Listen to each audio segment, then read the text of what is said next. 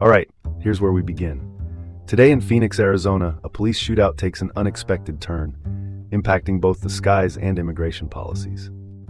I'm Dean Bark. Welcome to the City Report with Dean Bark, covering Phoenix, Arizona. Let's kick things off with a bang. First up, a stray bullet from a Mesa police shootout strikes an ICE deportation plane.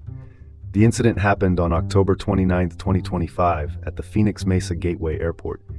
The shootout began when police responded to a trespassing call, leading to a rather unfortunate chain of events. The suspect, 34-year-old Cameron Oberlin, died from a self-inflicted gunshot wound, but not before a stray bullet from the shootout found its way to an ICE deportation plane. The aircraft was parked and not scheduled for a flight, so no immediate harm done. But the bullet did prompt an aborted flight just to be safe. ICE, keeping their cards close to their chest, didn't provide much more info. Now, here's the kicker. This incident shines a light on the risks of police operations near sensitive infrastructure like airports.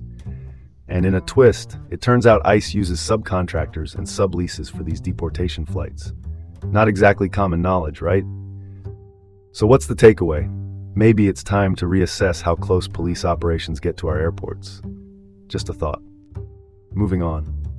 Next up, we have a widow fighting an Arizona law that requires police to sell guns used in crimes. Julie Erfel, whose husband, Officer Nick Erfel, was killed in 2007, is challenging this law. The law, passed in 2012, aims to ease taxpayer burdens by mandating the sale of confiscated weapons. But Julie filed a lawsuit on November 5, 2025, citing Arizona's Victims' Bill of Rights. She argues it's insensitive to victims' families, and she's not alone. Her fight has bipartisan support. Now that's worth discussing. It highlights the ongoing tension between public safety and Second Amendment rights. Oddly enough, the law passed without much fuss back in 2012, but now, it's a different story. My 2 cents? Selling guns used in crimes is a misguided policy that ignores the trauma of victims' families. Let's call it like it is. Let's transition to this. MAGA-backed County Recorder Justin Heap recently lost his first court battle in a feud over election duties in Maricopa County. Heap, a Republican, is in a power struggle with the GOP-controlled Maricopa County Board of Supervisors. He sued the board, claiming they undermined his office with a shared services agreement. Heap's motion to stop an audit, one he initially requested, was denied by Judge Scott Blaney on November 6, 2025. Now that's the headline. But the real story is the internal Republican conflicts this lawsuit underscores. It mirrors larger national tensions within the party over election integrity. And let's not forget, Heap's the one who wanted the audit in the first place. Talk about a plot twist. Opinion time? These internal GOP conflicts? They're undermining public confidence in election administration. No room for sugarcoating here. Next topic, a lawsuit has been filed against Story Cannabis in Phoenix by a former bud tender, Samantha Cooley. She claims the company wrongfully withheld tips. The lawsuit, filed on October 29, 2025, alleges that Story Cannabis violated the Fair Labor Standards Act by including supervisors in the tip pool. Plus, it claims tips were used to cover cash register shortages. Cooley's seeking class action status for over 200 potential plaintiffs. This case highlights issues of tip theft and transparency in the cannabis industry. And it's quite a surprise that tips were allegedly used to cover shortages at registers. My take?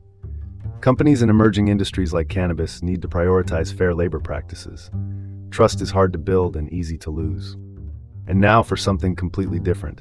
Sky Harbor Airport, one of the 15 busiest in the U.S., is reducing flights by 10% starting November 7, 2025. Why? A historic government shutdown that began on October 1st. The FAA's decision affects 40 high-volume markets, with Sky Harbor already experiencing significant delays and cancellations. The shutdown's the longest in U.S. history, all thanks to a congressional budget impasse. Airlines are scrambling to offer refunds or rebookings. Now, here's something to chew on. The shutdown's political polarization at its finest, impacting everyday life. And as if that's not enough, Sky Harbor's also dealing with road closures from a construction project. Someone forgot the memo on timing there. Here's the bottom line. Political stalemates that directly affect essential services like air travel are just plain unacceptable. Let's cut to the chase. This is Dean Bark with the City Report from Phoenix, Arizona. Stay informed, stay engaged, and join us again tomorrow for more local news.